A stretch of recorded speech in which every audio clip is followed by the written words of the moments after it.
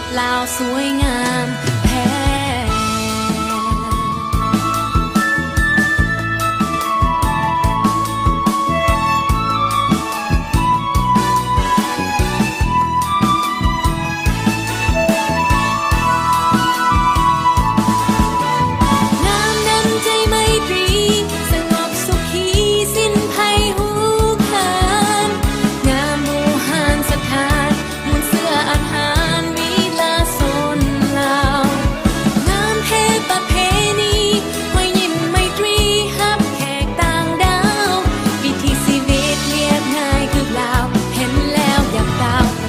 ลาวสวยงามแท้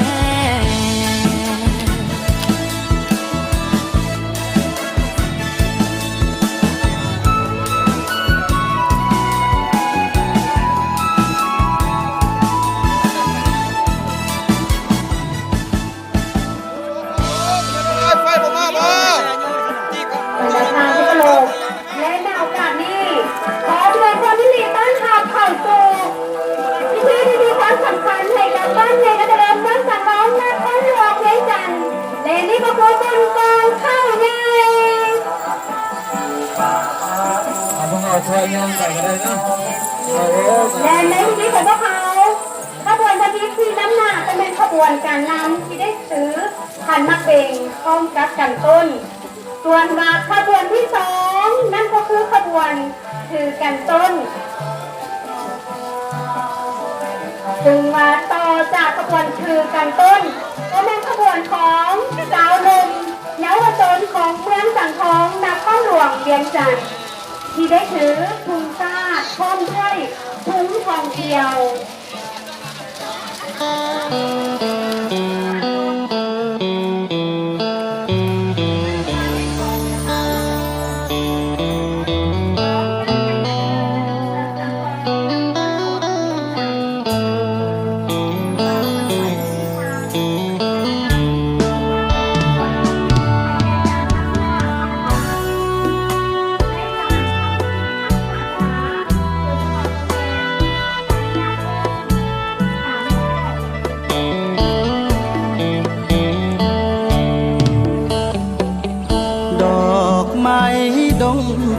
ใครเก็บ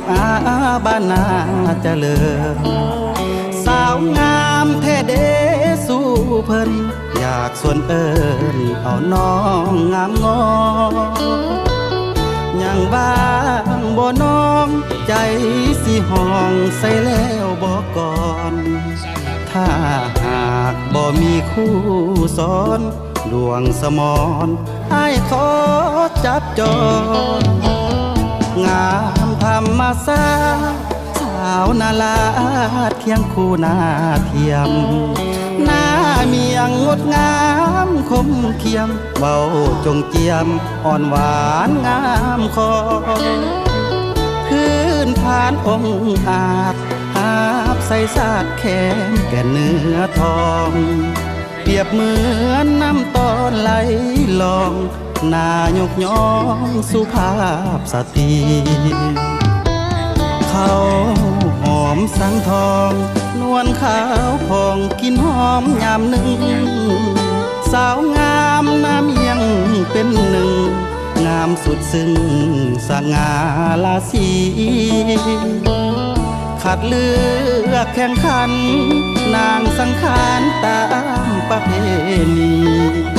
ตัวแทนลูกสาวผู้ดีเกียรติศักดิ์ศรีขวัญเมืองสังทองบ้านป่าดงเขายังมีสาวเพชรนากินอยู่เรียบสายผู้ของแสดงความขอบใจจากสุดต่อผ่านและเวลาอยากมาดมดมกินข้าวหอมอยู่เมืองสังทองจุดสุ่มสร้า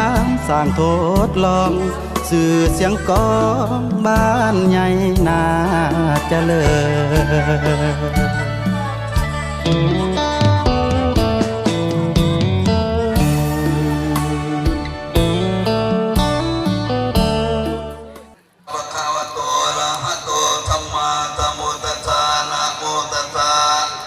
ภะคะ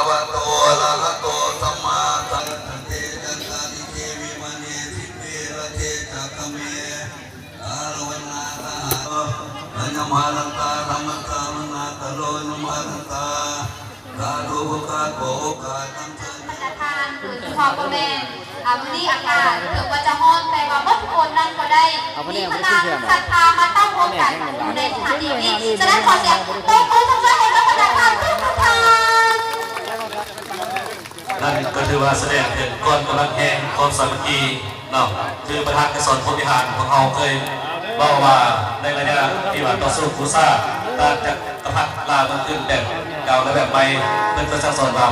ประชาชนพวกเราประชาชนลาวของเราเนาะมีจำนวนคนทั้ง3 ล้าน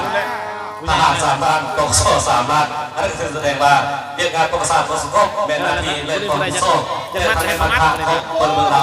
ทุกคนให้เขาเจ้ามัดหน่อยนะดึงมามัดเอา นครหลวงเวียงจันทร์สิ่งที่ลือไซผ่านคุณพวงเขาพานโลกพุติกระทรวงการท่องเที่ยวทำในท่องเที่ยวผ่านคำปฏิเขตวันดีหัวหน้าแผนกการท่องเที่ยววัฒนธรรมในท่องเที่ยวก็ได้สำเร็จแก่การบาซีสุกวันเข้าแกงเต่าและกระลาบเทาเนาะและสำหรับคู่กลุ่ม2เราจะมีอมนอบุญตำเจลลวกผักซุปผักมั่วปิ้งไก่ลาดแล้วก็ปิ้งป่าธรรมชาติและสำหรับกลุ่ม3ที่นำมาเสนอก็เป็นซุปผักหอย